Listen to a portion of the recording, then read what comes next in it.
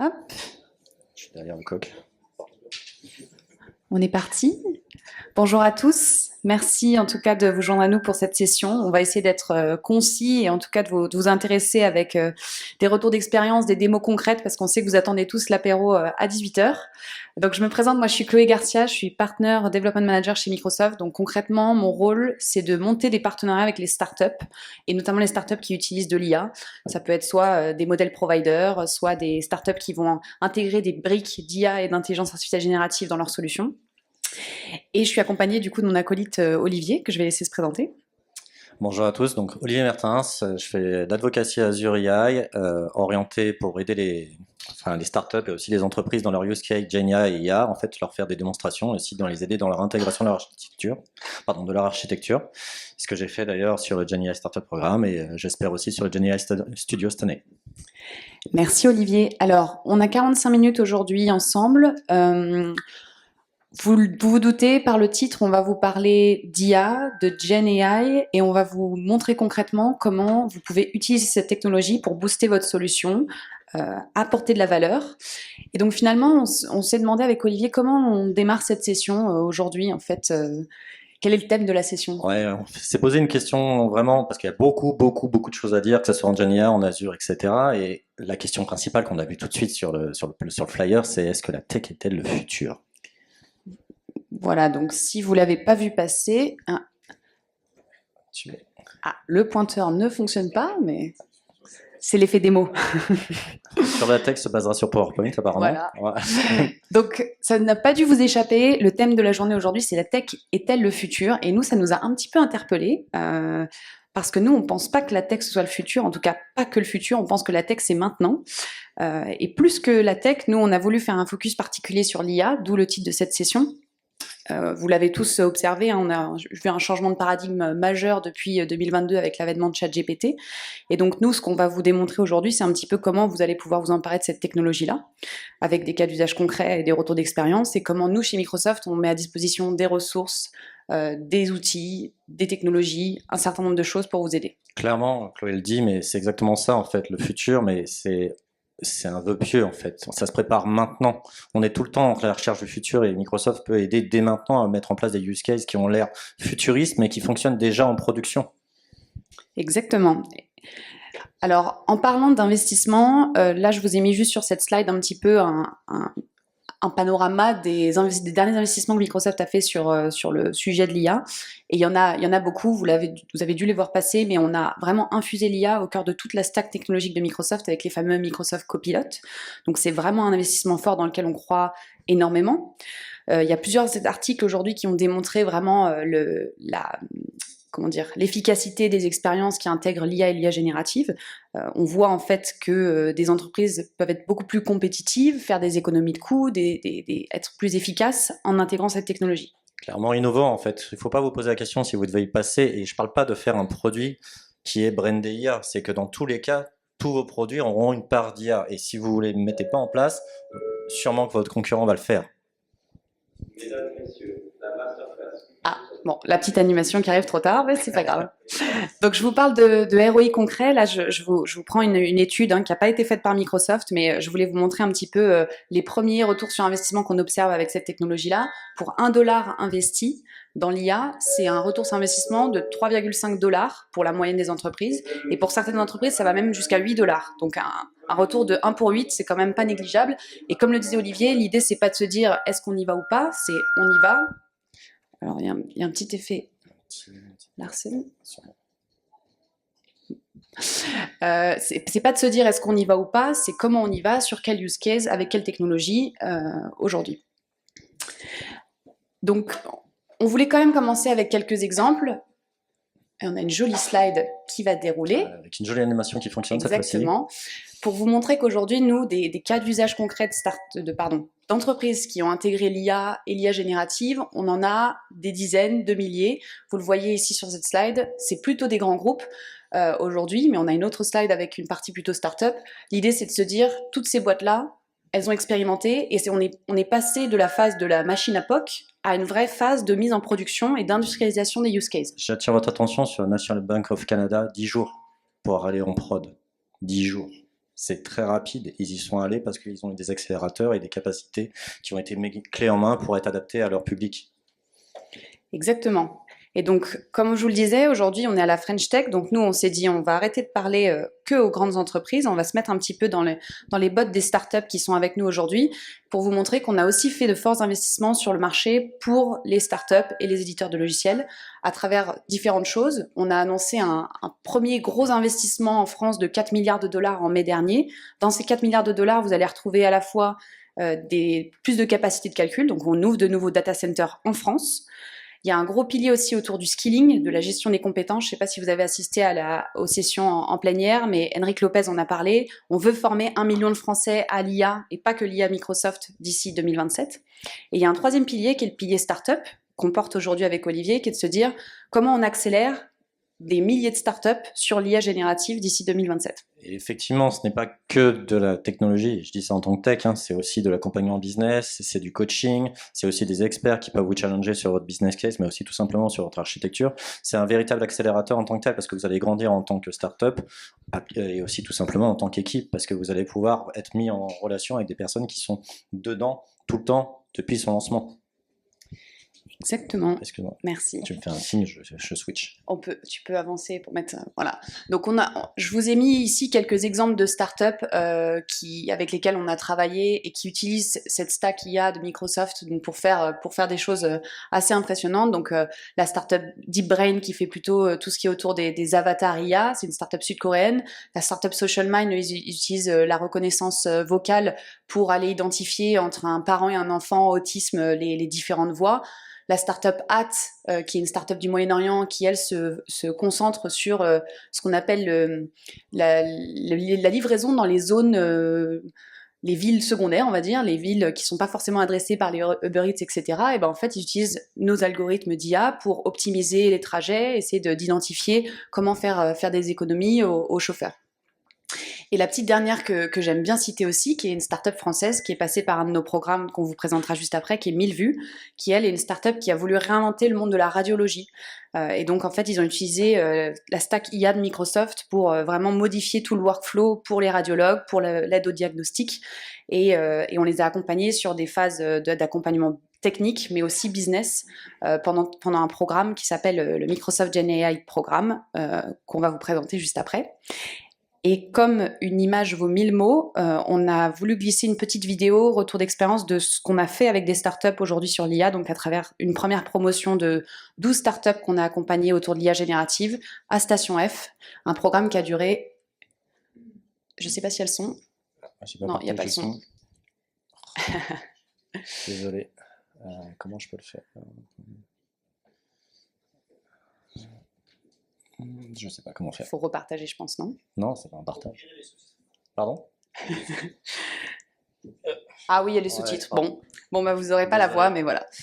Donc, ce que vous voyez à l'écran, c'est la douzaine de startups. Voilà, en l'occurrence, là, on a le CTO de 1000 vues qui explique comment ils ont été accompagnés chez Microsoft. Donc, pour ceux qui sont loin, j'espère que vous arrivez à lire les sous-titres. Donc, je me permets de commenter aussi sur la vidéo. Globalement, on avait 12 startups pendant 3 mois accélérées à Station F sur des sujets tech et business. Donc, ils avaient à disposition des locaux sur notre espace Microsoft. Ils avaient à disposition du coaching par nos partenaires. On avait un partenaire de service qui s'appelait Selenza qui les a aidés sur tout le design de leur architecture, le choix des modèles, le choix applicatif, etc. Et puis, on a eu toute une phase aussi d'accompagnement sur un volet business, le go-to-market, en les présentant à nos clients, en les aidant à bien présenter leur offre auprès de notre écosystème. Et c'est tout ça qu'on a fait pendant 3 mois d'accompagnement avec eux.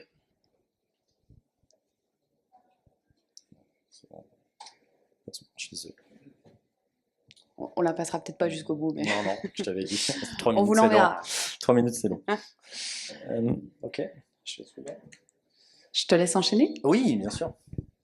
Merci Chloé pour cette présentation du programme et des avantages qu'il a pu donner à plusieurs startups qui ont pu en bénéficier. Et on en parlera après. Sans surprise, il y a des nouveaux badges qui arrivent. Mais avant tout, c'est ce qu'on veut vous expliquer, et on vous l'a dit un petit peu en préambule, c'est que Azure et les technologies IA, je vois ça un peu comme, et je suis désolé pour le copyright, je ne sais pas si c'est ça, comme des briques de Lego. Venez avec votre idée, venez avec votre use case. En fait, on est des et j'ai fait l'analogie tout à l'heure, on est celui qui amène la voiture en fait. C'est vous qui venez avec vos bagages, vos idées, et on vous accompagne pour vous aider à aller au point où vous voulez aller. Et que ça peut être du speech to text, du text to speech, du text to image. Il y a des techniques dans la salle ou pas? À main levée, Ok, très bien. quelques-uns. Si c'est trop technique, vous levez de tous la main, d'accord? N'hésitez pas.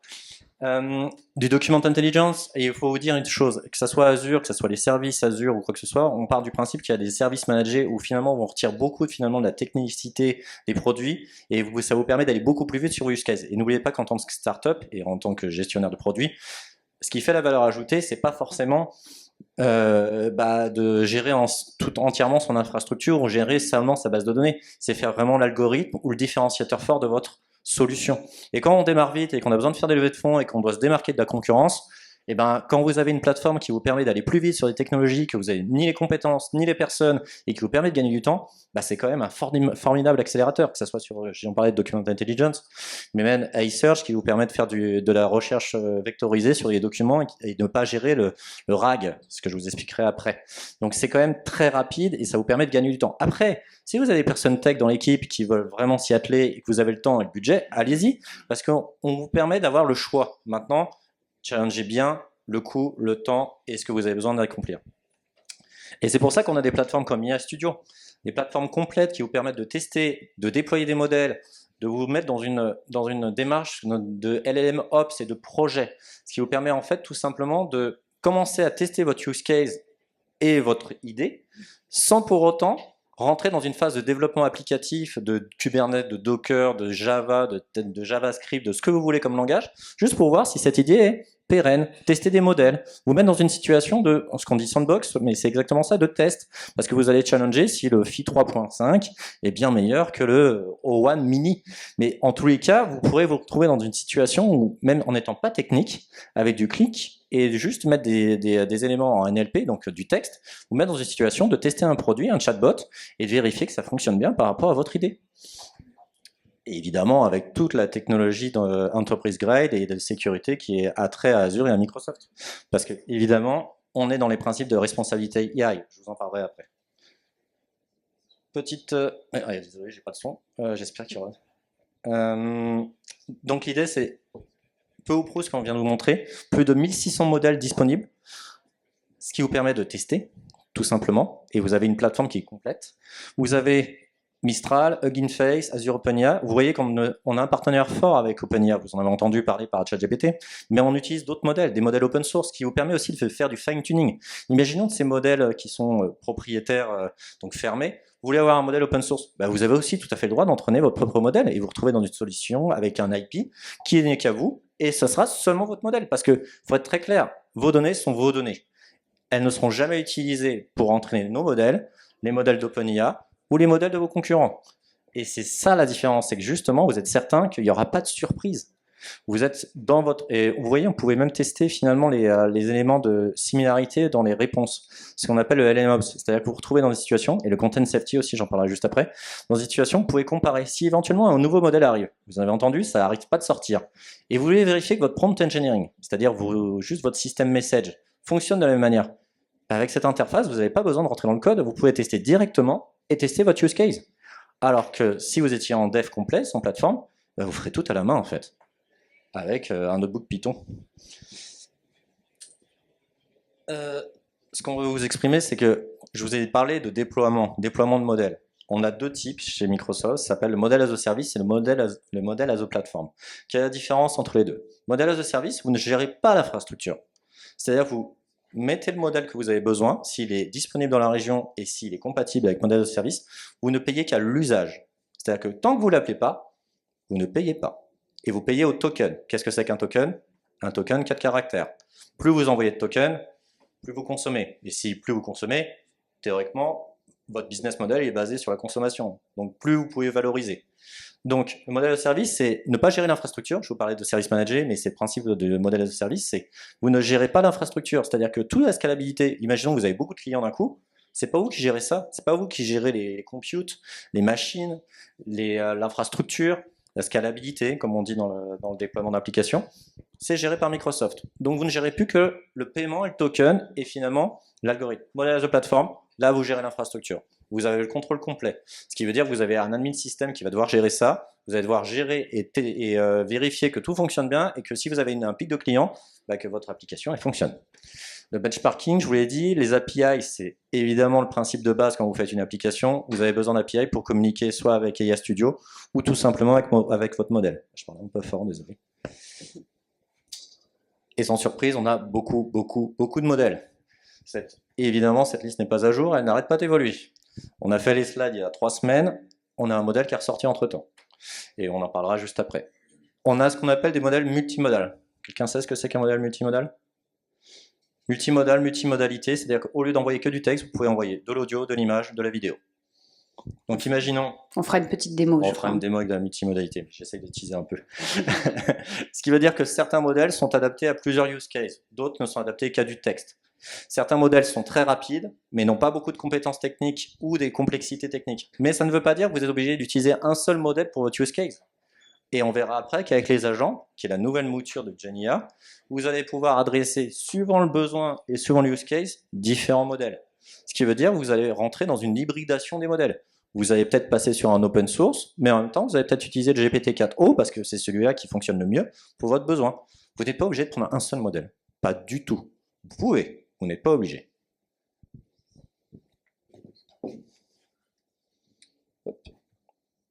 Le Playground, je vous en ai parlé, une interface gratuite d'accès. Vous mettez vos ressources Azure, qui sont gérées avec vos droits d'accès, sur vos datas. Vous pouvez même gérer par des groupes de compétences ou de sécurité au niveau de Azure pour tester directement les modèles et le chatbot. Vous voyez là, il n'y a aucun développement qui a été fait. Vous avez accès tout de suite. Vous pouvez tout de suite mettre un prompt system, vous pouvez tout de suite mettre un modèle et tester en direct. Vous n'avez rien développé sur vos données. Pardon, sur vos données, effectivement. Si vous mettez ce qu'on voit ici un peu plus haut, Azure Data, vous mettez vos data utilisables par le modèle, il va les utiliser pour contextualiser les questions-réponses. Alors je vais être très rapide sur ça, c'est ce que je vous expliquais. Modèle de service, modèle de plateforme. Le benchmarking, très important. Pourquoi c'est très important? Parce que ce qu'on appelle le drift, si vous changez de modèle, vous le montez en niveau. Si vous ne faites pas de LLM Ops, vous avez une possibilité d'avoir un drifting. C'est quoi un drifting? C'est que vos demandes, votre prompt system, qui est finalement la personnalité de votre agent ou de votre application, si le modèle évolue, ça ne veut pas dire qu'il va interagir de la même manière avec ce que vous lui demandez. Donc vous avez tout intérêt à vérifier que ça fonctionne de la même manière par rapport aux autres modèles et par rapport à votre dataset de test. Pourquoi c'est important d'avoir ça? Parce que c'est pas un formule clé en main, il y a des temps de vie sur les modèles. Et évidemment, vous voulez avoir le dernier, le plus récent. Pourquoi? Parce que déjà, il est moins cher. Et deuxièmement, peut-être qu'il a l'accès aux photos vidéo, contrairement à celui d'avant. Donc, OpenIA et Microsoft, deux sociétés totalement à part. Modèle économique, licensing, c'est un partenariat. Ce n'est pas la même société, elle ne nous appartient pas. Donc, ils ont leur propre gestion des données, ils ont leur propre gestion de la licensing, et évidemment qu'on a un partenaire fort qui nous permet d'avoir accès à leur modèle en priorité et très rapidement, mais tous les modèles qui sont finalement des brand names d'OpenIA sont hébergés chez Azure, pas chez OpenIA. Donc, quand vous gérez vos données avec Azure, avec ces modèles, ça ne va pas chez OpenIA. Si vous mettez vos données en France, ça reste chez Azure. J'en profite pour teaser un petit peu. On va vous montrer juste après les programmes pour les startups dans lesquels vous allez pouvoir accéder gratuitement à ces modèles-là, soit à travers l'API OpenAI, soit à travers Azure AI Studio. Et justement, en fait, on parlait des modèles texte, GPT-4, etc. DALL-E 3, text to image. Vous avez peut-être entendu parler de Stable ou Midjourney. On a aussi un text to image. Whisper, text to speech to text, pardon. Mais tout ça, vous n'êtes pas obligé d'utiliser tous les modèles. Ça dépend de votre besoin, en fait. O1 et O1 Mini. Ce n'est pas un modèle pour tous les usages, mais c'est le dernier en usage disponible sur Azure. Un équivalent entre GPT-4o et O1 Mini, celui-là fait du meilleur raisonnement. Il est plus lent, il a un niveau PhD. Donc ça met avant en chimie, etc. C'est assez impressionnant. Est-ce que c'est utile pour tout? Non. Est-ce que c'est impressionnant? Oui. Est-ce que c'est rapide? Pas encore vraiment. On le voit bien ici. Problem solving et brainstorming, complex code, comparative analysis. Imaginons, c'est la quintessence d'un ingénieur ou d'un PhD Vous lui demandez un truc, mais c'est pas un face-off client. C'est peut-être pour faire une analyse statistique de plusieurs documents sur une tâche très précise. Et sans surprise, la différence entre les deux, le GPT-4 Omnichannel, comme je vous l'ai dit, il est vraiment moins cher. Ça ne veut pas dire qu'il est bon sur tout. Celui-là, un petit peu plus cher, mais il est bon sur les non-English language, les vision tasks, donc l'image. Et quand vous allez sur One Mini ou One Preview, d'ailleurs Preview qui est sur demande sur un formulaire, là vous allez vraiment sur un usage qui est déterminé. C'est pas un truc à tout faire. D'ailleurs, je le dis souvent, vous pouvez aller en Ferrari chercher le pain. Hein. Est-ce que c'est vraiment utile? C'est ça la question que vous devez vous poser. Et sans surprise, bah, les prix sont pas les mêmes. Hein. Vous vous rappelez un token 4 caractères? Ouais, pardon. Désolé. Et ces prix bougent dès qu'un modèle sort. Et c'est pas parce que vous avez fait un choix d'un modèle maintenant que dans 6 mois vous allez dire ah il est vachement bien le modèle. Sauf que vous allez peut-être payer 10 fois plus cher que ce qu'il y a celui maintenant, qui est plus rapide. Quand je dis plus rapide, c'est vraiment ça. Hein. Alors, quand on commençait à faire des demandes modèles, c'était 5-10 secondes. Maintenant, en 1 seconde, on a les réponses. Et elles sont meilleures et elles comprennent mieux, le raisonnement est mieux fait. Entre GPT-4 et GPT-4o, déjà c'est impressionnant. Alors, ça c'est les large language models. Dans les catégories de famille des modèles, on a aussi les SLM. Quelqu'un sait ce que ça veut dire SLM? Small, tout simple. Effectivement. Quel est l'avantage d'avoir un tout simple à votre avis? Quel est l'avantage d'avoir un tout simple? Plus petit. Pardon? Coût d'inférence, moins cher, plus rapide, plus spécialisé, open source. Donc d'un point de vue entraînement, c'est moins cher pour vous de l'entraîner sur vos data si vous voulez faire du fine-tuning. Deuxième point, ça rivalise avec certains LLM en termes de rapidité et de qualité. Pourquoi prendre un LLM qui est plus cher, propriétaire, alors que vous pouvez avoir un SLM Phi 3.5 qui fait le même job sur une tâche très précise? Quand je vous parlais d'hybridation sur les modèles, c'est exactement ça en fait. Vous n'êtes pas obligé de prendre GPT-4o ou One Mini pour tout. Si un modèle open source, modèle as a service ou modèle as a plateforme fonctionne de la bonne manière, c'est quoi le futur de ces modèles à votre avis? Ah bah, l'IA Edge en fait. Copilote PC. Tous ces modèles qui vont fonctionner sur des petits terminaux. Vos téléphones, ils ont les capacités d'IA embarquées. D'ailleurs, je pense que c'est déjà le cas pour la plupart hein, cette année. Enfin bref. Copilote PC, pardon? Durabilité, moins cher, rapidité d'interface, ça marche sur un Raspberry. L'air de rien, ça change la donne si vous voulez faire des petits projets avec du RAG ou de l'IA. En industrie, vous aurez l'IA. Vous pourrez RAG avec des documents de votre industrie directement sur votre machine. Parce que ça ne consommera rien en fait. Et vous l'aurez. D'ailleurs, on parle d'hybridation IA maintenant. Des applications qui permettent de fonctionner sur votre desktop et ensuite vous avez plus d'internet, ça fonctionne aussi, mais par un SLM. Speed, langue contexte. C'est pas parce que c'est des SLM que ça ne pouvait pas envoyer 128 000 tokens. C'est pas... Et vous pouvez aussi reprendre des modèles qui prennent que 4 contextes. 4 contextes et 4000 tokens. Ça fait partie des acronymes. Évidemment, CPU, GPU, vous n'êtes pas obligé de prendre le dernier compute GPU pour faire tourner parce que bah, c'est un SLM, ça ne consomme pas beaucoup. Et ça coûte encore moins cher. Ça, c'est un sujet. Alors, sans surprise, on l'a dit, Chloé l'a dit, l'IA, Azure, GitHub, les développeurs, tout est utilisé pour rapidifier le travail, pour le rendre plus pertinent. Les développeurs, et j'en fais partie, peuvent difficilement s'en passer. Pourquoi? Premier exemple, la doc. Je vous assure, quand vous avez tapé de la doc, c'est mal écrit, c'est pas en français. Quand vous avez quelque chose qui vous propose un code, ou enfin du texte bien écrit en français ou en anglais par rapport à votre code et vous passez pas 2 heures à le faire, vous avez gagné vraiment du temps. Et c'est le plus basique des effets. Je parle même pas de développement, des bugs, etc. C'est juste, ça coûte pas si cher que ça. Et d'un point de vue développeur, bah, ça le rendra heureux. D'ailleurs, on le dit souvent, rendre les développeurs heureux. Bah, regardez une GitHub Copilot, je vous assure, ils vont être contents de l'avoir.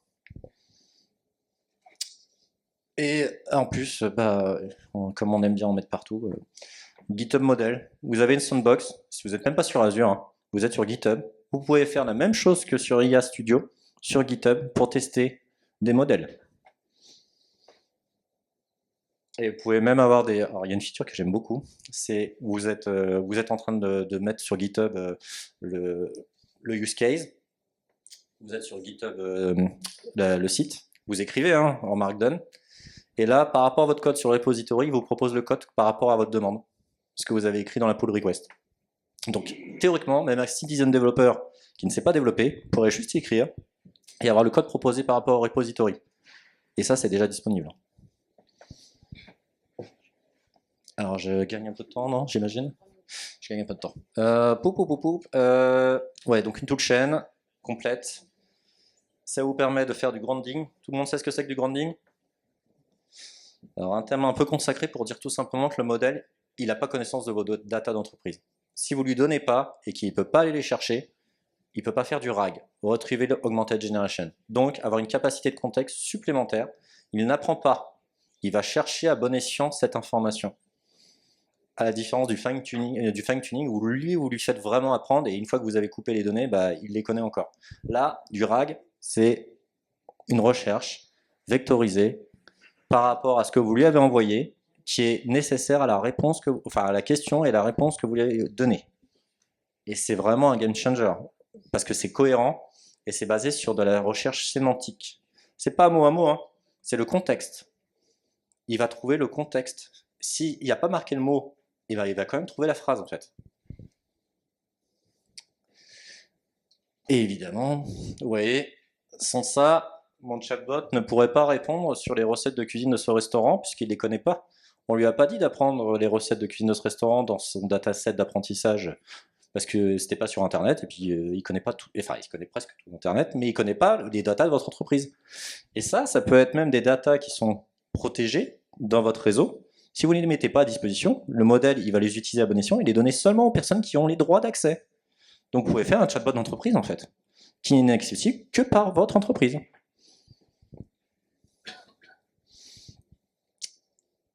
Donc ça c'est le concept de prompt engineering. Quelqu'un sait ce que c'est que le prompt engineering? Prompt engineering, oui, non, ok. Prompt engineering, c'est donner des informations à la volée à un modèle et lui donner des façons de lui permettre de répondre correctement. Donc il y a des techniques, c'est finalement un peu comme vous apprenez une nouvelle langue, et c'est du langage naturel. Par contre, vous le faites d'une certaine façon pour qu'il ait une meilleure capacité de raisonnement, en lui donnant des exemples, en lui donnant les données à la volée, ou tout simplement en lui disant comment faire en fait. C'est très assertif, c'est comme un gamin de 6 ans, il faut lui dire tu fais comme ça, comme ça, comme ça, et c'est comme ça que je veux que tu travailles. Et il dit pas non. Donc ça c'est un gros avantage. Le fine-tuning, je vous en ai parlé assez souvent, c'est pas le dernier use case, mais on le fait seulement pour les bonnes raisons. On le fait pas parce que c'est joli. Ça coûte cher, ça demande du temps, ça demande des super data, et il faut le faire parce qu'on sait ce qu'on fait, pas parce que c'est super à faire. Parce qu'une fois que vous l'avez fait, il faut le faire vivre, et si ça marche pas bien, vous avez perdu votre temps en fait. Et Retrieval Augmentation, ou pour lui donner des données à la volée qu'il va chercher à bon escient parce qu'il les a dans son moteur de recherche. iSearch, c'est exactement ça. Vous lui donnez des markdown, des PDF, vous les vectorisez. Quand vous le chatbot, vous lui posez une question qui a un rapport éventuel avec ce qu'il a déjà ingéré dans le RAG, il va vous répondre. Ça tombe très bien que tu me demandes cette question, c'est exactement ici qu'il y a la réponse. C'est ce qui se fait dans Office 365, avec le graphe. Quand vos données SharePoint sont indexées et que vous l'avez dans votre entreprise, quand nous on pose des questions sur Outlook ou sur SharePoint, etc., il va parcourir tout le graphe qui est ouvert à nos droits et va dire par rapport à ce que tu as demandé, je pense que c'est celle-là la bonne réponse. Et pas parce qu'il y a le mot, parce que c'est correct de point de vue contexte. Je passe très vite parce que j'aimerais aller sur des démos. Ok, Azure Research, on va aller très vite. Quel est l'intérêt? Déjà, on n'est pas non plus dupe. Il y a des connecteurs un peu partout. Vous n'êtes pas obligé de rester sur Azure. Vous avez des connecteurs extérieurs, vous avez des connecteurs sur nos services. On a même mis un connecteur S3 pour Amazon. Donc, on permet aux gens qui ne sont pas forcément Azure à l'origine, de pouvoir interagir avec nos services en fait. Donc, ça vous permet même de prendre seulement ce que vous avez besoin si vous considérez que c'est la meilleure solution pour votre système.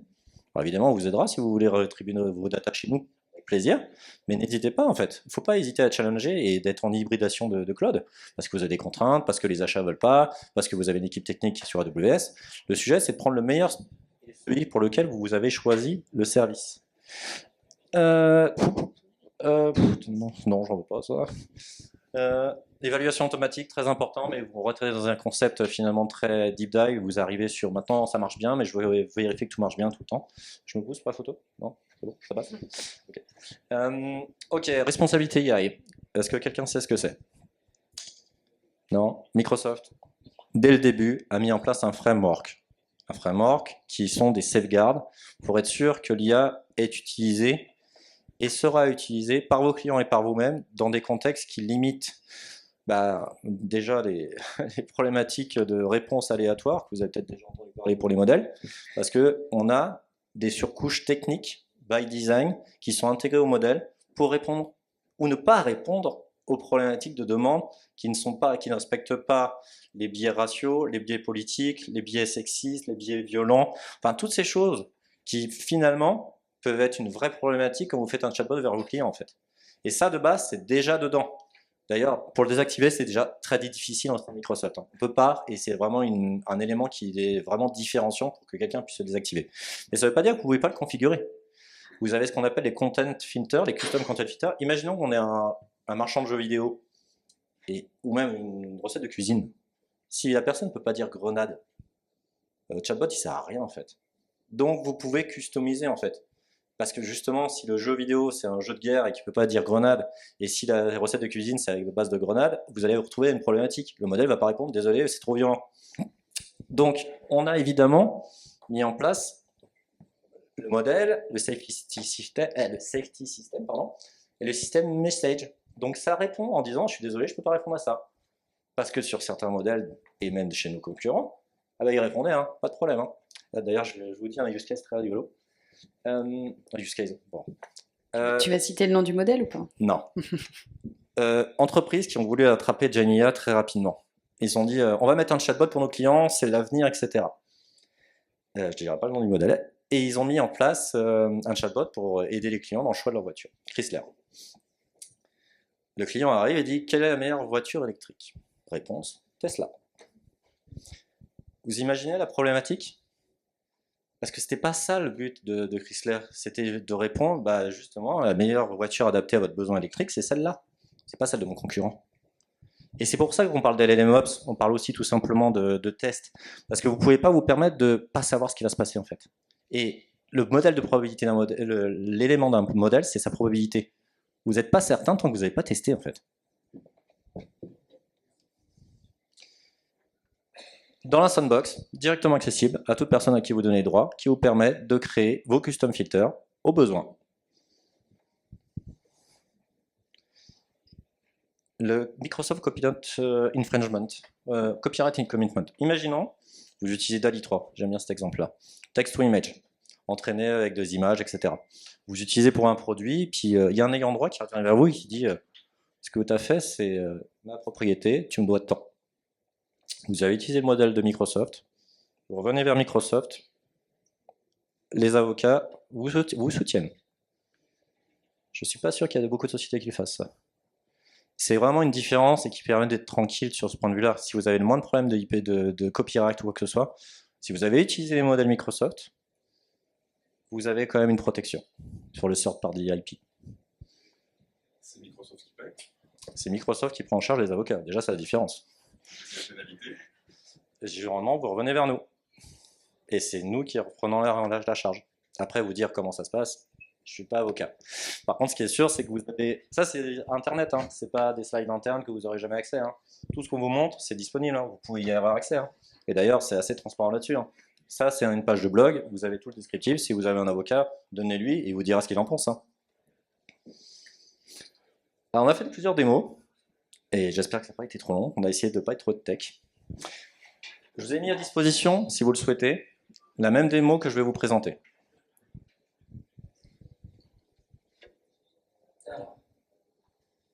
Alors, dis-moi Chloé, est-ce que tu m'as dit que tu voulais parler de quelque chose? Attends. Non? Est-ce que tu veux? Alors, moi, ce que j'aimerais bien dans un monde idéal, j'ai toujours rêvé d'être... si j'étais pas chez Microsoft, j'aurais été journaliste. Mais le problème, c'est que je sais pas très bien écrire. Et donc, dans un monde idéal, moi, j'aimerais un outil qui me permette d'écrire des articles sur mes recettes de cuisine préférées, par exemple. Est-ce que Voilà. tu peux me faire un truc comme ça? Alors, je vous ai parlé des modèles. Est-ce que je vous ai parlé des agents? Qu'est-ce que c'est qu'un agent? Alors, un modèle, c'est un prompt système qui permet de... Ah. Je crois que je suis trop loin, je suis désolé. Pardon. Un agent, c'est la next step. C'est-à-dire qu'en fait, vous donnez des skills, en fait, des outils ou des capacités à ce modèle, donc recherche sur Internet, pattern de décision, ou RAG, ce qui est un skill aussi, donc c'est-à-dire des données qui sont nécessaires pour ça, et vous lui permettez de répondre à une cinématique fonctionnelle business, et ça peut être n'importe quoi, hein. C'est vous qui le définissez, puisque vous allez le coder, pour en fait, soit le faire challenger tout seul, c'est-à-dire que c'est un seul agent, soit il y a plusieurs agents, qui ont chacun leur personnalité, avec des skills différents, limités ou pas. Et derrière tout ça, plus ou moins de modèles, un petit, un grand, un très grand, c'est vous qui décidez. Donc reprenons la présentation de Chloé, tu veux quoi, tu me dis? Je voudrais un article, je voudrais pouvoir être une journaliste qui écrit des super articles sur des recettes de cuisine. Ok, et une recette sur quoi? Une recette sur quoi? C'est quoi la spécialité ici? La Ah, bouillabaisse. Bon, allez, la bouillabaisse. Je l'ai pas encore goûté, mais ouais, si vous avez des adresses, on vous... après la session, n'hésitez pas. Alors, donc là, tu rentres ton prompt. Donc, could you give me a recipe of bouillabaisse? Voilà, très simple. Ok. Je m'assois parce que les deux sont compliqués. Donc là, je lui dis quels outils, quels produits il peut utiliser. You can use... Attends, t'écris plus là. T'écris plus. Ouais, je suis sorti. Mais c'est pas facile avec Ah le non, retour c'est pas écran. facile, non. You can use recipe from Internet, from Big Chef. Alors je l'écris en anglais, mais vous pouvez l'écrire en français, hein. Il n'y a pas de problématique par rapport à ça, hein. Je suis en dessus, chiffre. Il manque chef. Ok, and search on Internet. Donc je lui dis, bah vas-y, t'as le droit. Et maintenant, je lui dis bah, un peu de contexte. Tu peux utiliser l'accent marseillais, faire des exemples de recettes historiques. Et quoi d'autre? Quelqu'un veut dire quelque chose d'autre? Un autre contexte? Avec des blagues, je sais rien, dis-moi. Ouais. Avec des blagues, allez. Avec des blagues à la pagnole. Alors, je note que tu as utilisé le français là. Tu as fait un mix anglais-français. Ok. Anglais, anglais, français. On va travailler comment il va réagir. Vous voulez qu'il- Error. Vous voulez qu'il réponde en français ou en anglais d'ailleurs? Français. Ah ok. Écrit en français. Je vous l'ai dit, hein, gamin de 6 ans, hein, assertif, faut lui dire. Ok, je lance. Et en espérant que l'effet de mots... En espérant qu'Internet fonctionne surtout. Alors, est-ce que je suis une super journaliste? Est-ce que vous avez vu la rapidité? On est à Internet. Hein, Quel modèle t'as utilisé, Olivier? GPT-4 Pro. Les ingrédients essentiels, la préparation, le mimétisme de pagnole, on est bon dans le contexte, le matériel pour les aventures gourmandes. On a même un exemple qu'il a trouvé sur quelque chose qui serait compatible avec ma recherche.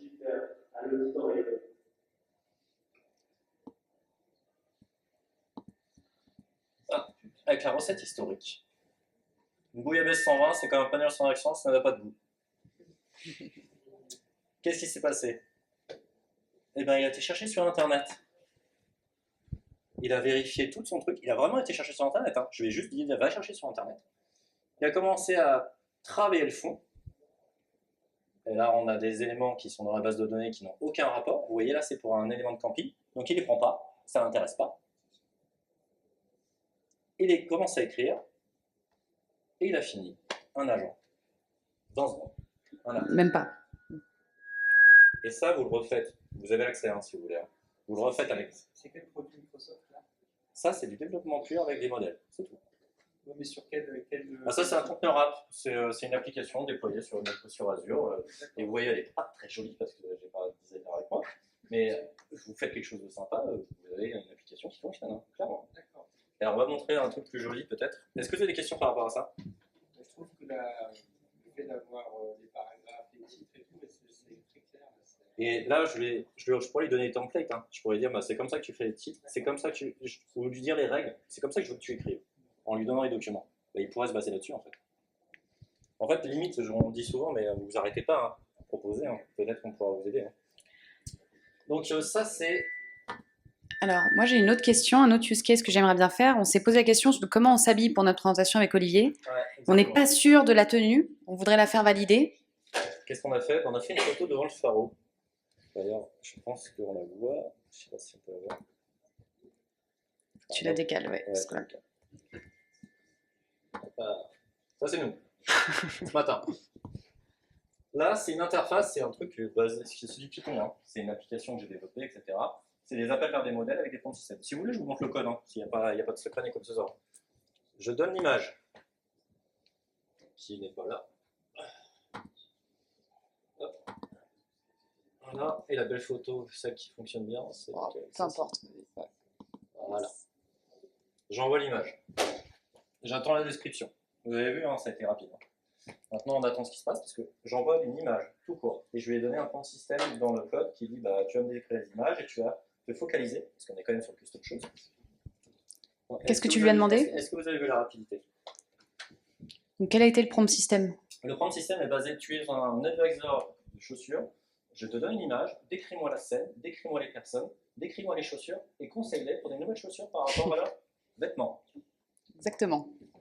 Alors, on voit qu'il a décrit le background, enfin le fond de l'image et nos tenues respectives. La personne à gauche, donc Olivier qui porte un costume bleu, moi sur la droite avec ma robe noire. Et en fait, il identifie nos chaussures et il nous fait une recommandation de chaussures qui matcheraient plus avec notre tenue. Voilà. Bon, on s'est un petit peu trompé, je crois, sur les couleurs. Maintenant, imaginons que vous êtes dans un CRM. Vous avez vos clients. Vous avez vos clients qui ont acheté des choses. Vous ne connaissez pas bien vos clients, vous venez d'arriver, vous avez 5 secondes pour travailler sur ça. Là, vous voyez, d'ailleurs je vais mettre sur Internet, ça c'est mon prompt système, ce qu'on parle depuis tout à l'heure. Tu es un buyer expert, tu peux donner 3 conseils en 3 phrases pour permettre d'augmenter les ventes. Généralement c'est ce qu'on veut faire quand on vend des chaussures. Et tu peux utiliser du Markdown, qui est un format de réponse au niveau du texte, pour donner des trucs. Tu peux utiliser des emojis, tu peux me donner des liens, tu peux utiliser les informations de dernière commande pour analyser le client. Et là, on sélectionne un client.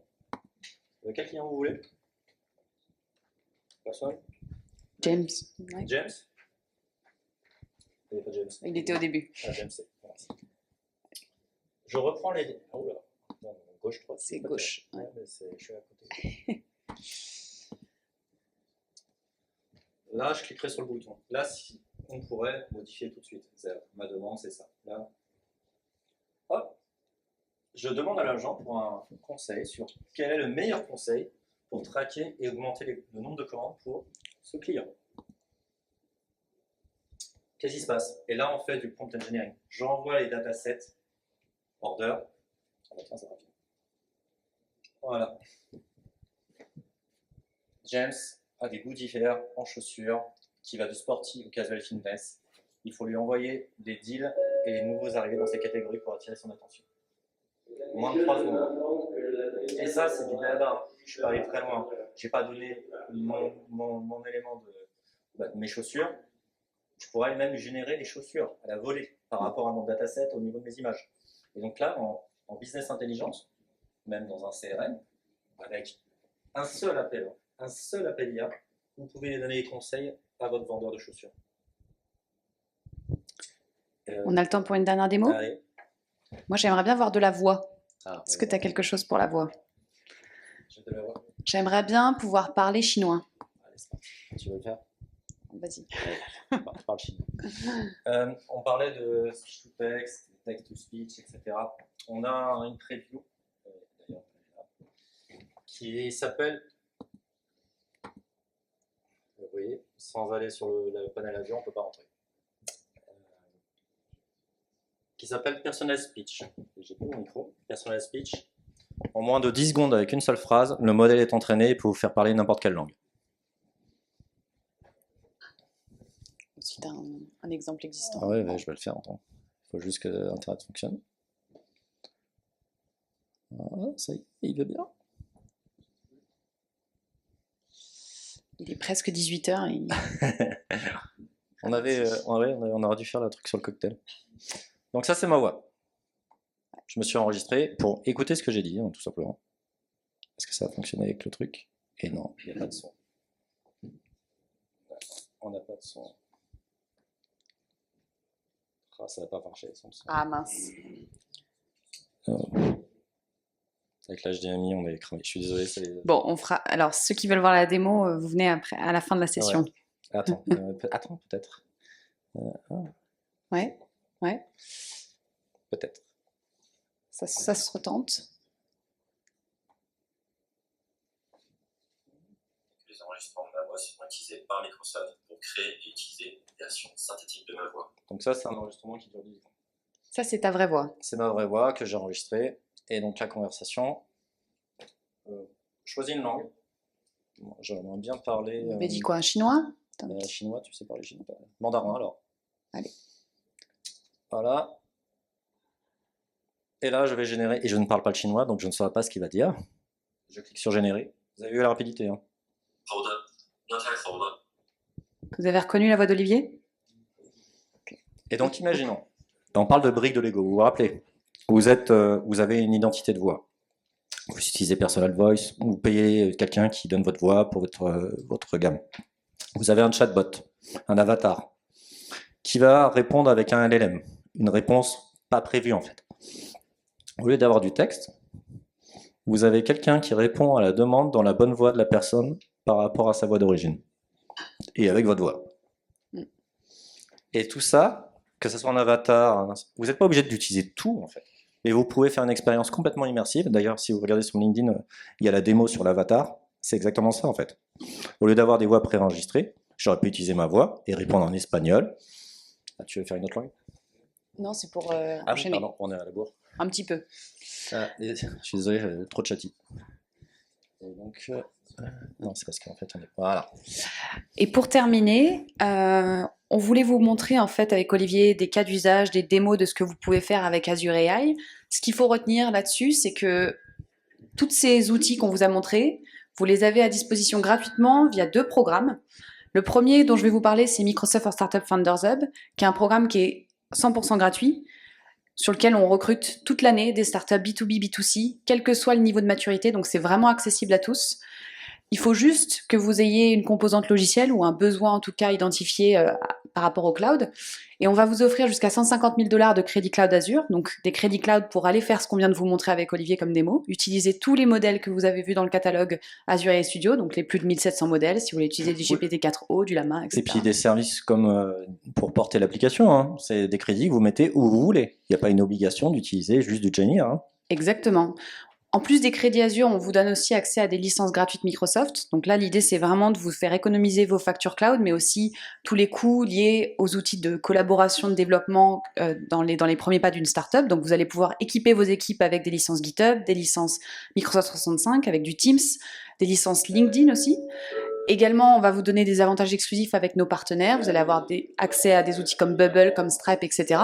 Et vous allez aussi avoir accès à un réseau de mentors qui est certifié. Donc là, pour le coup, c'est des experts Microsoft qui donnent de leur temps bénévolement pour répondre à vos questions.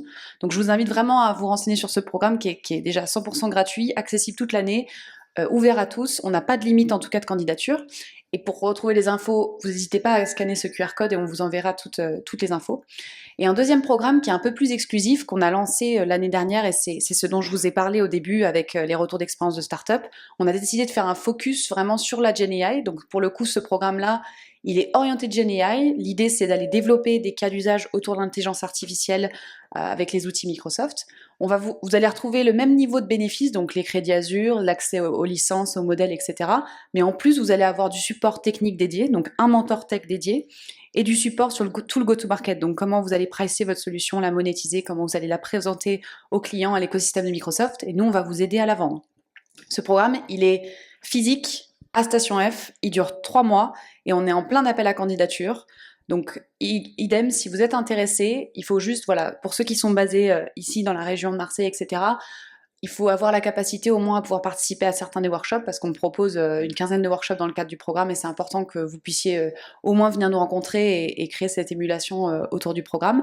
Mais en tout cas, l'appel des candidatures est ouvert jusqu'au 30 septembre, donc n'hésitez pas. Le QR code juste ici, c'est pour qu'on reste en contact et qu'on vous envoie les infos sur les programmes. Sinon, vous n'hésitez pas à venir nous voir, Olivier et moi. Il y a également Maxime, si tu peux lever la main, qui est juste ici, qui pourra répondre à vos questions. Et je crois qu'on en a terminé. Bon, c'est bon, c'était Ok. le détail. C'est bon. Est-ce que vous avez des questions? C'était très clair apparemment. Ah, Merci. C'est pour mon feedback. Moi, juste Pardon. la différence entre les produits. Donc, GenAI Studio, c'est pas pareil que Azure AI, c'est ça? Alors, GenAI Studio, c'est un programme. Un programme qui permet C'est aux un startups de participer, d'être aidés alors, dans leurs produits GenAI. Mais Azure AI, c'est une famille de produits, en fait.